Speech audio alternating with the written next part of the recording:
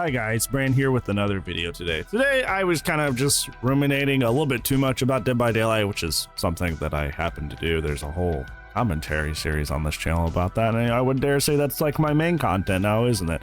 I know I do a whole lot of other stuff now, but that's kind of like the bread and butter now, isn't it? Is thinking too much about the game. I was thinking today, and I was having a lot of ruminations about the whole thing about people playing Dead by Daylight to the point at which they hate it, they're having an awful time, and it feels very, very addictive that even through this pain and suffering that people still choose to play the game. They still choose to rage queue, they still choose to complain and whine about the game but never uninstall it and keep playing it all the time. They'll say they take a break and then they won't, and they'll keep grinding the game even though they're absolutely having a miserable time.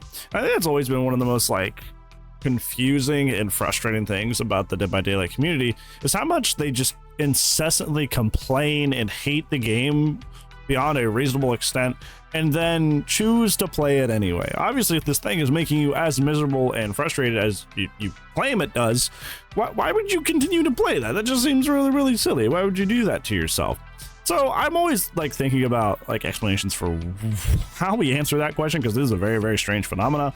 And then I went back into something that was very, very important from my teaching days, and that made me kind of realize why people do that. So yeah, I'm going to share that with you. So pop squat, get cozy, and let's go ahead and talk about it. So not only for teaching, but for a whole lot of other professions, Maslow's hierarchy of needs is, I'm sure, something you have heard of.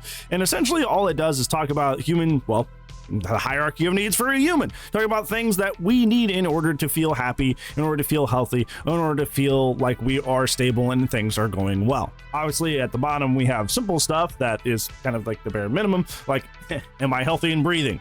Do I have food and water to sustain myself? Do I have shelter from bad weather? Do I, things that, physiological stuff, like safety, sustenance, stuff like that.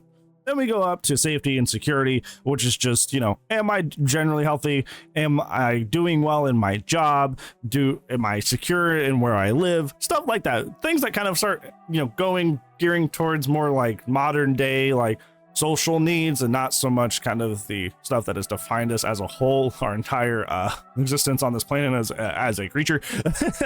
But this third one, the love and belonging, is why I think that Dead by Daylight players play the game past a point of enjoying themselves. I think out of everything that is listed under this little slice of the pyramid here, friendship, family, intimacy, and a sense of connection. I think that last part, the sense of connection, lies in why a lot of DBD players play the game past a point of enjoying themselves. Because if you've noticed, and I'm sure a lot of other DBD content creators have pointed out as well, is that the people who just absolutely hate this game, the people that are absolutely miserable playing this game, are very, very vocal. And usually commentary channels try to kind of put these people as the vocal minority, but what we all agree on is that they are very, very vocal. They're very, very, very loud, and you can't seemingly go anywhere in the DBD community space without, oh bro, this game's terrible, bro, behavior's terrible, gosh, this is the worst thing ever, I don't know why they ever do this, blah blah blah. Just like oozing, just seething negativity everywhere you go. It's very, very hard to find a space in Dead by Daylight where this negativity isn't just somewhere. But I think what's important there is not the person that is seething, that is oozing this negativity, but the people that reflect it. That people that always go, yeah, you're right. It's very, very validating. You can essentially find anywhere in the Dead by Daylight, regardless of the validity of what you're saying, regardless of, am I feeling a little too emotional? Am I being a little too rash? You will find someone in the Dead by Daylight community. You will find some sort of community in the Dead by Daylight community that will foster your ideas, will validate you and agree with you regardless of the truth of the matter, regardless of, are you being rash? They will validate your feelings. Take a good example. There are very prolific DBD killer streamers who kind of make their whole identity being mean and awful to the survivor side and thinking that behavior only makes the game for the survivor side, and they try to play this very, very cringy kind of underdog fighting against the man kind of card, which is really weird. it's not the case, but they play it up. They play it up like, oh man, these 4 survivors are ganging up on me and I'm fighting the good fight, man, why does behavior always make the game against me? But if you look, their view counts are high. They have tons and tons and tons and tons of viewers. They have tons and tons of subs. It does the numbers to be that way. And the reason why is this sense of connection. When people think of belonging, it's almost exclusively always that positive aspect, thinking of like, oh, well, I went and got my partner some food today because I appreciate them and I want them to feel like I was thinking of them today. Or I write them a nice little note.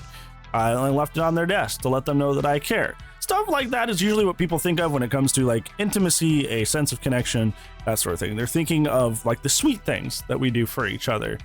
Or even it could be something as simple as just quality time. Like I'm hanging out with the homies. Let's go watch a movie. Let's go play a game together. It's usually positive stuff that comes to mind when we're talking about a sense of belonging, but it doesn't expressly say this. It just says a sense of connection. And that right there is why people play DBD past the point of enjoying it. It's because regardless of how miserable they are, regardless of how sad they make themselves, regardless of how much they hate the game, how miserable it makes them, they stick with it because they have a sense of connection. You have people that foster their ideas, even though they're miserable, even though they're sad, they'll go, hey, I'm miserable and sad too. Misery loves company, as they always say. So, hey, I feel bad too, and I feel like crap too. So what would this person do if they were to play Dead by Daylight and actually enjoy it? Where would they go? What would their connections to the community be? They couldn't go in a lot of places they would enjoy anymore because, well, the only way a lot of people enjoy this game is through the sense of connection, the sense of belonging, that, hey, we all mutually hate the game, right? This game's all trash, right? There's nothing positive about it, right? So they wouldn't fit into those communities where it's basically made up of complaining and whining all the time.